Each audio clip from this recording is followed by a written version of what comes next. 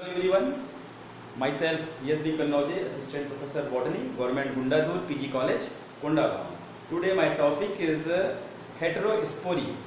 तो हेटेरोस्पोरी क्या है, आज हम उसके बारे में चर्चा करेंगे। तो हमारा टॉपिक है हेटेरोस्पोरी।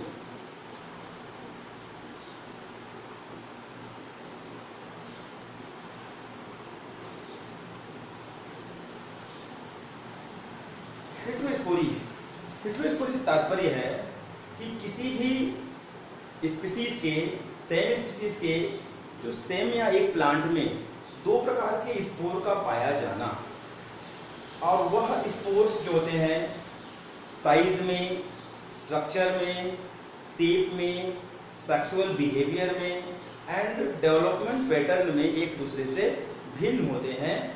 ऐसे स्पोर्स हेटेरोस्पोरी कहलाते हैं। और ऐसे प्लांट जिनमें यह पाया जाता है, हम ऐसे प्लांट को हेटेरोस्पोरस प्लांट के नाम से जानते हैं।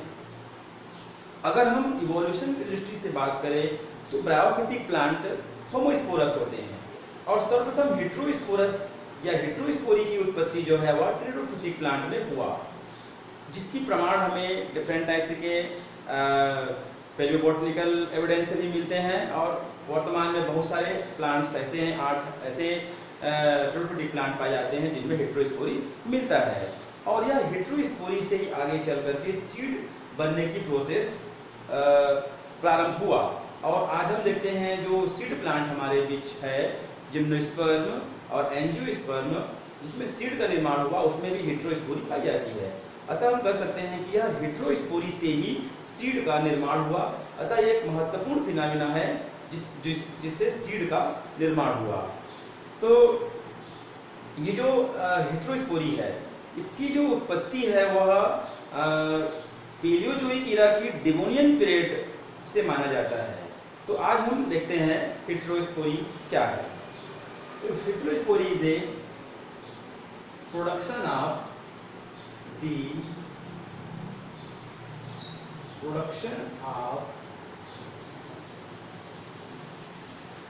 two type of spore on single plant of same species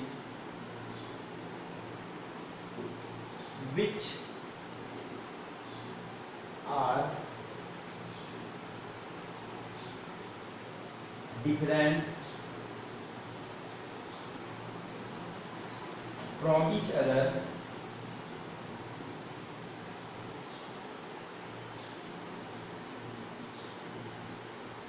in size, shape, sexual behavior,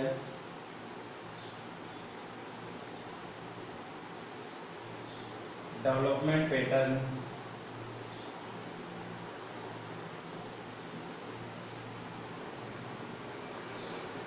called heterospory.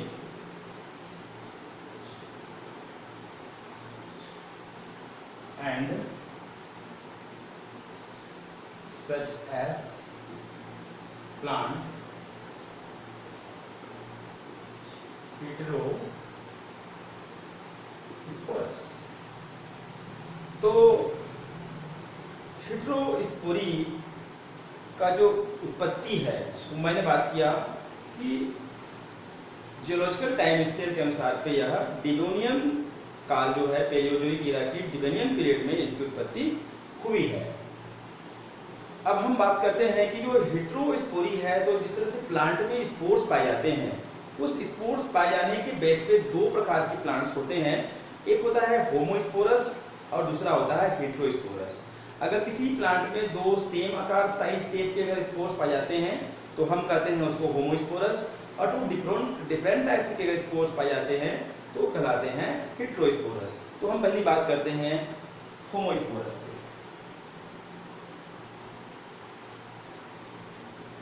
Character of homosporous, characters of homospory.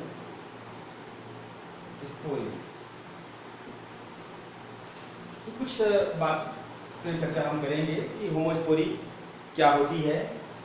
कुछ कैरेक्टर्स होते हैं। होमोस्पोरस मीन्स होता है equal size and shape of spores, equal size and shape of spore called homospory. Clear. Second, development eusporangiate type का होता है। Development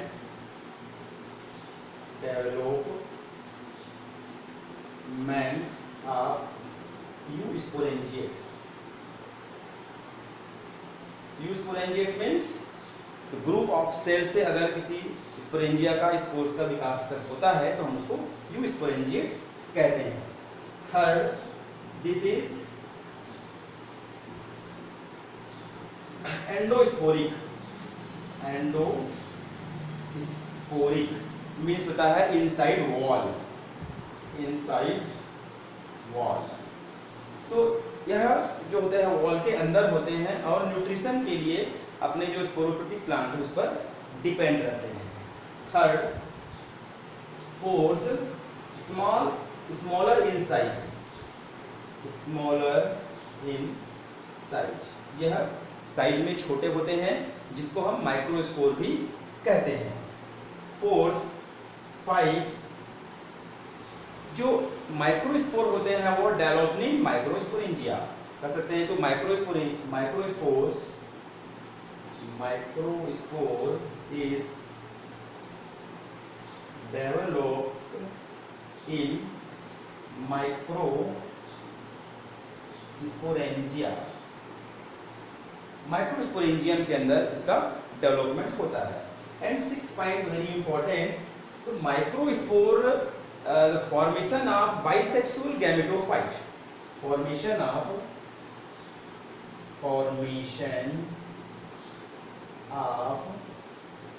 bisexual gametophyte by germination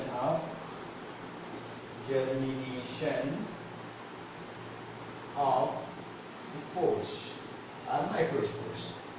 तो होमोस्पोरिस जो प्लांट होते हैं उनके यहाँ करेक्टर होते हैं। होमोस्पोरस मतलब इक्वल साइज के होते हैं और यहाँ पर डिफाइन नहीं होता है, अलग अलग मेल और फीमेल गैमेटोफाइट के निर्माण होने के लिए अलग अलग स्पोर्स नहीं होते हैं। इसलिए जो फॉर्मेशन होता है यहाँ पर जो गैमेटोफाइट वह बाइसेक्सुअल गैमेटोफाइट का निर्माण होता है जिसमें फिर अलग अलग स्ट्रेन्स के गैमेट्स का निर्माण होता है।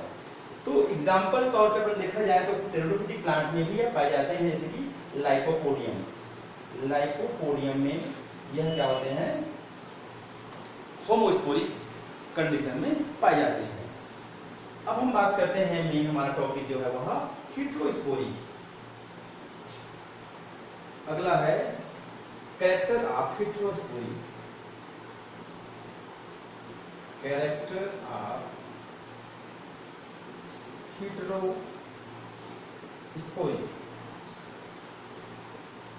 तो हेटेरोस्पोरी क्या होते हैं, दो डिफरेंट टाइप्स के सीड का स्पोर्स का पाया जाना ही क्या कहलाता है, हेटेरोस्पोरी कहलाता है। तो हम इसी कैरेक्टर पे बात करते हैं तो कर सकते हैं to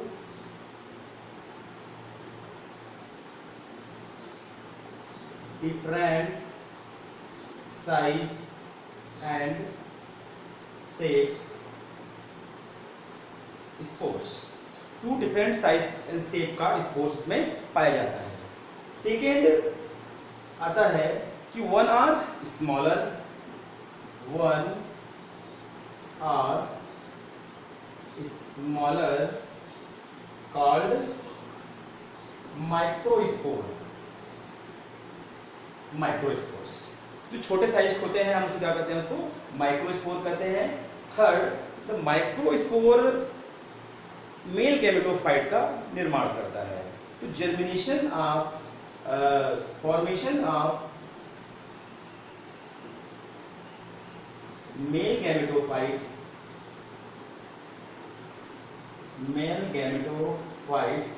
by germination of germination of microspore. तो अब यहां पर डिफाइन हो गया कि माइक्रोस्पोर बनाते हैं male gametophyte. And next point, second are larger, second spores are larger in size, called megaspores. Megaspores, और मेगा स्पोर्स कहाँ बनते हैं? मेगा स्पोरेंजियम के अंदर पे। तो अपन कह सकते हैं mega spore developed in mega sporangium and developed in mega sporangium. ठीक है, मेगा स्पोरेंजियम के अंदर यह डेवलप होता है। और हम बात करते हैं next, formation of female gametophyte by germination of megaspores. Formation of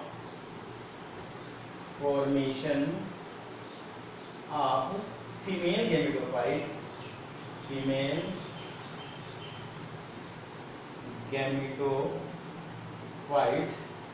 bye germination of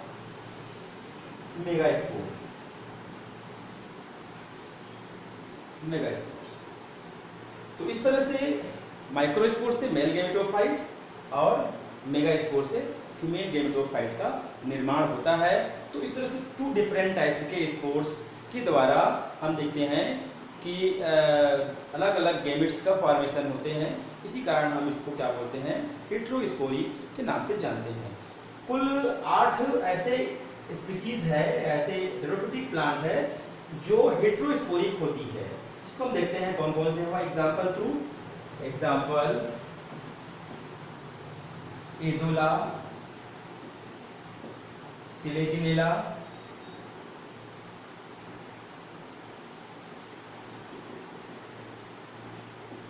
मार्सेलिया,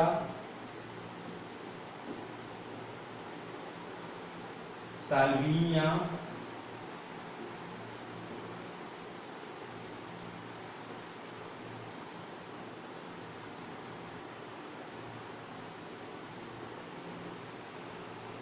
स्टाइलाइटिस,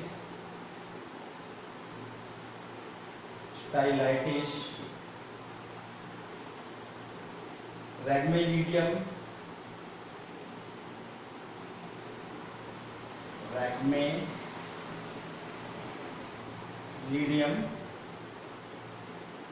पिलोलेरिया and Isoetes. तो ये 8 हेटेरोफिटिक प्लांट है जिसमें क्या मिलते हैं? हेटेरोस्पोरिस पाए जाते हैं। 2 प्रकार के स्पोर मिलते हैं। तो इसके एग्जाम्पल है। अब हम देखते हैं कि ये हेटेरोस्पोरी में होता क्या है। तो अगर हम बात करते हैं एक स्पोरोफिटिक प्लांट की, ये हुआ प्लांट स्पोरोफिटिक, आउटलाइन में समझेंगे इसको। स्पोरोफिटिक प्लांट होते हैं, यहाँ पर 2 प्रकार के स्पोर का फॉर्मेशन होता है। हमने बात किया है कौन कौन से? माइक्रो स्पोर और दूसरा है मेगा स्पोर। ठीक है, अब ये माइक्रो स्पोर आगे चल करके क्या बनाएगा? मेल गैमेटोफाइट का निर्माण करेगा। Mail gametophyte. और मेगा स्पोर जो बनाएगा वह बनाएगा फीमेल गैमेटोफाइट। क्लियर? अब मेल गैमेटोफाइट्स से क्या बनेंगे? मेल गैमेट और फीमेल गैमेटोफाइट से बनेंगे फीमेल गैमेट बनेंगे। अब क्या होता है? मेल गैमेट्स और फीमेल गैमेट्स दोनों में फ्यूजन होगा और फ्यूजन से क्या बन जाएंगे? यहाँ पर जाइगोट का फॉर्मेशन होगा।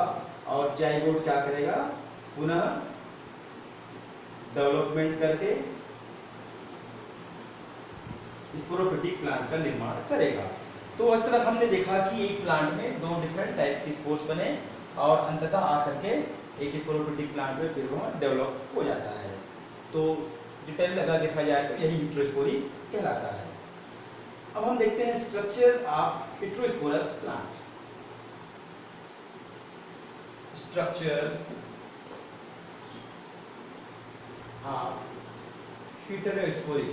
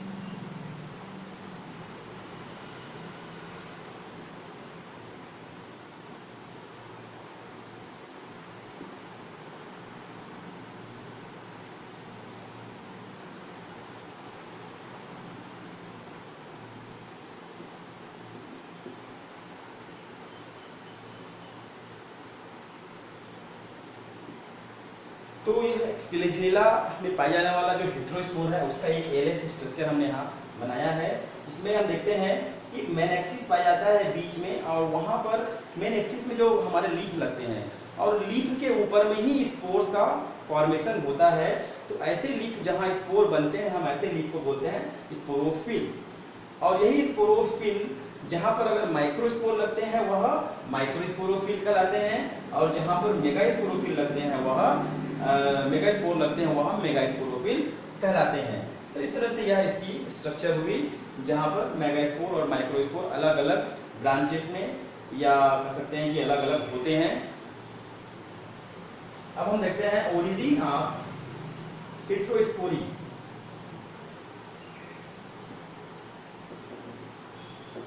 ओरिजिन ऑफ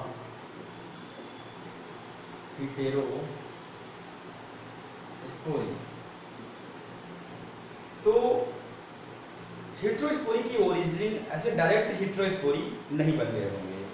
तो हम देखते हैं कि पहले होमोस्पोरस रहे होंगे प्लांट, और उस होमोस्पोरस से ही डिफरेंट कारणों से किसी का साइज में वृद्धि हुआ, किसी के साइज में कमी हुई, और जिससे दो डिफरेंट टाइप्स के स्पोर्स का निर्माण हुए होंगे।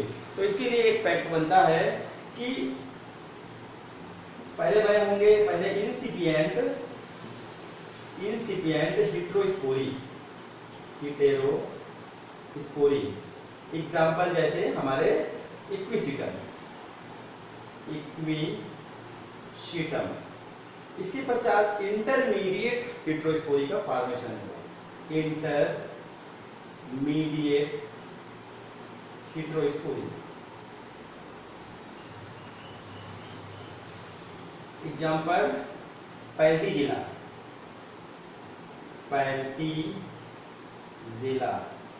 तो पैल्टीजिला है जिसमें दोनों के बीच में होमोस्पोरस और हेटेरोस्पोरस की इंटरमीडिएट कंडीशन, और फिर आगे चल करके कंप्लीट हेटेरोस्पोरी का निर्माण हुआ। कंप्लीट हेटेरोस्पोरी का फॉर्मेशन हुआ। और जैसे कि एग्जांपल इसका मिलता है, आप जानते हैं एजोला या मार्सिलिया। ठीक है। तो इस तरह से इसकी ओरिजिन हुई होगी। अगर हम डायग्रामेटिक दृष्टि से देखें तो क्लियर हो जाएगा कि प्रारंभिक जो होमोस्पोरस स्पोरेंजिया हुआ, इसमें multi numbers of spores, multi numbers of spores होते थे। फिर क्या हुआ, स्पोर्स में रिडक्शन हुआ, स्पोर में रिडक्शन हुआ, इसमें स्पोर्स की संख्या में कमी आई और कम होने से स्पोर्स की संख्या लेस हो गई, संख्या में कमी हुई। फिर होता है आगे चल करके स्पोर्स संख्या में कम होने से यह इनलार्जमेंट हुआ,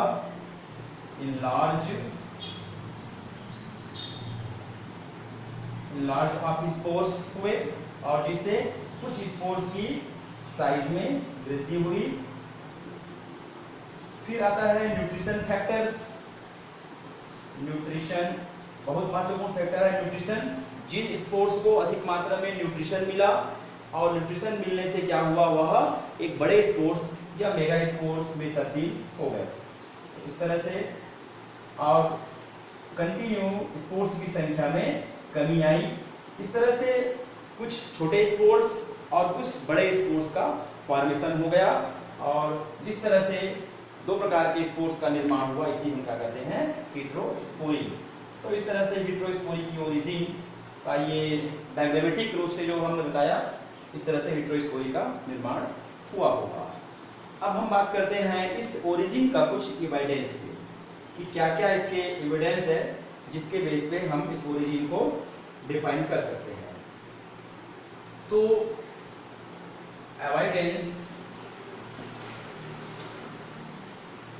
एविडेंसेस ऑफ ओरिजिन। तो ओरिजिन के लिए हम देखते हैं कि 3 प्रकार के इसके लिए एविडेंस दिए गए हैं। तो हम पहली बात करते हैं पेलियोबोटेनिकल ओरिजिन। पेलियोबोटेनिकल ओरिजिन, इसका तात्पर्य यह है कि जो हमें पेलियोबोटेनिकल जो फॉसिल्स मिले हैं, उन फॉसिल्स में हेटेरोस्पोरी पाई जाती थी, जो हमें खुदाई के पश्चात मिले हैं, उसके बेस पे हम यह प्रमाणित करते हैं कि पेलियोबोटेनिकल एविडेंस के आधार पे भी कि हेटेरोस्पोरी पाई जाती थी। तो फॉसिल्स रिकॉर्ड के बेस पे, फॉसिल्स रिकॉर्ड, तो फॉसिल्स रिकॉर्ड मिलते हैं उनके बेस पे। तो देखा गया है कि कुछ टेरिडोफिटिक प्लांट के जो क्लासेस है, जैसे लाइकोप्सिडा, स्किनोप्सिडा, टेरिडोप्सिडा, इसमें इसके कुछ प्लांट्स ऐसे हैं जहां पर हमको क्या मिलते हैं, खुदाई के दौरान जो हमें फॉसिल्स रिकॉर्ड प्राप्त हुए, वहां पर हेटेरोस्पोरी पाया गया है। और यह जो फॉसिल्स हमें जो मिले हैं वह कहाँ कब के हैं, डिवोनियन ईरा, डिवोनियन पीरियड जो होता है, और अर्ली कार्बोनिफेरस। जैसे हम सब जानते हैं कि कार्बोनिफेरस जो पीरियड आया, वहाँ पर मुख्य रूप से टेरिडोफिटिक प्लांट अधिकता में पाया गया और वहीं पर यह विलुप्त होने का जो पीरियड को हम कार्बोनिफेरस के नाम जानते हैं, क्योंकि यहीं पर अपन देखते हैं कि अधिक मात्रा में कोल डिपॉजिट इसी युग का पाया जाता है। कुछ वैज्ञानिकों ने बताया कि स्कॉट नामक वैज्ञानिक के अनुसार, स्कॉट नामक वैज्ञानिक ने एक प्लांट को फॉसिल्स रिकॉर्ड प्राप्त किया, कैलोमेटोथिका।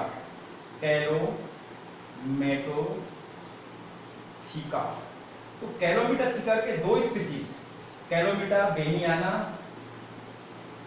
बेनियाना और कैलोमेटा केसियाना, कैलोमेटोथिका केसियाना, ये 2 स्पीसीज है। तो पहला स्पीसीज उन्होंने प्राप्त किया होमोस्पोरस और दूसरा स्पीसीज था वह हेटेरोस्पोरस। तो इस तरह से फॉसिल्स रिकॉर्ड के आधार पर इन्होंने यहाँ क्लियर किया कि 2 प्रकार के स्पोर्स मिलते थे। तत्पश्चात लाइकोपर्डान, लाइकोकार्पान,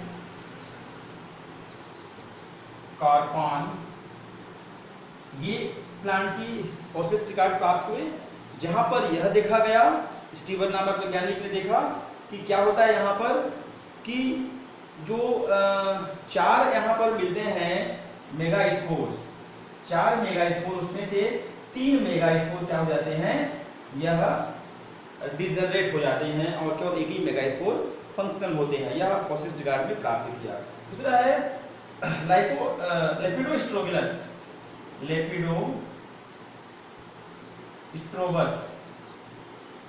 लेपिडोस्ट्रोबस यहाँ पर देखा गया कि कुछ स्पोर्स जो है वह नष्ट होते हुए स्पोर के बीच में पाए जाते हैं। तो इस तरह यह होता है कि जो नष्ट होते स्पोर्स है मतलब उसको न्यूट्रिशन के रूप में प्राप्त करता है, और कुछ स्पोर्स अपने साइज में वृद्धि करके मेगा स्पोर का निर्माण करता है। तो इस तरह से पैलियोबॉटनिकल इवेंट से यह क्लियर होता है कि वहाँ पर भी हेटेरोस्पोरी के वो यह प्रमाणित करता है। क्लियर। सेकेंड पॉइंट अपन देखते हैं वो है डेवलपमेंटल एविडेंस। दूसरा हो जाएगा developmental evidence, developmental evidence, developmental evidences. तो हम देखते हैं कि जो स्पोर होते हैं चाहे वो माइक्रो स्पोर हो या मेगा स्पोर हो, ठीक है, दोनों में जो डेवलपमेंट की प्रोसेस होती है वह कुछ दूर तक के सेम होती है। जब स्पोरोसाइट्स का निर्माण होता है, स्पोरोसाइट्स का निर्माण होता है तो यहाँ तक की डेवलपमेंट माइक्रो स्पोर और मेगा स्पोर में दोनों में सेम होती है। तत्पश्चात क्या होता है कि माइक्रो स्पोर में डेवलपमेंट तीव्र गति से होती है और बहुत अधिक संख्या में many numbers of micro spore का फॉर्मेशन यह कर लेता है। परंतु क्या होता है मेगा स्पोर में देखा जाता है कि यहाँ पर डिवीजन जो है प्रोसेस धीमी हो जाती है और यहाँ पर मियोसिस की क्रिया होती है जिससे केवल 4 मेगा स्पोर्स का निर्माण होते हैं और उसमें से 3 डिजेनरेट हो जाते हैं और एक एक्टिव होता है। तो इस तरह से कह सकते हैं कि डेवलपमेंट की बेस पर ही हेटेरोस्पोर का निर्माण हुआ है। अगर इस तरह से डेवलपमेंट नहीं होता तो हेटेरोस्पोरी का निर्माण नहीं होता। तो यह भी प्रमाणित करता है कि डेवलपमेंट की बेस पे हेटेरोस्पोर का निर्माण हुआ है, जो यह भी इसका एविडेंस के रूप में हमें देखने को मिलता है। Third, experimental evidence, experimental evidences मतलब प्रयोग के आधार पे। तो वैज्ञानिकों ने प्रयोग किया मार्सिलिया और सिलेजिनेला की प्लांट्स में, मार्सिलिया और सिलेजिनेला में एक्सपेरिमेंट किया और एक्सपेरिमेंट से क्या किए कि जो स्पोर्स हैं इसके उस स्पोर को न्यूट्रिशन दिया गया। तो अपन बोलते हैं न्यूट्रिशन बेस। तो न्यूट्रिशन दिया गया तो न्यूट्रिशन जिस प्लांट को या जिस स्पोर को अधिक मात्रा में पोषण प्राप्त होता है वह क्या हुए साइज में बड़े हो गए और जिनको न्यूट्रिशन कम मिला वह साइज में छोटे रह गए। तो बड़े जो है मेगा स्पोर और छोटे जो रह गए वह माइक्रो स्पोर्स कहलाते हैं। तो इस तरह से एक्सपेरिमेंट के बेस पर भी हम हेटेरोस्पोरी को प्रमाणित करते हैं। तो इस तरह से ये जो इसका एविडेंस है यह भी क्लियर हुआ। अब हम देखते हैं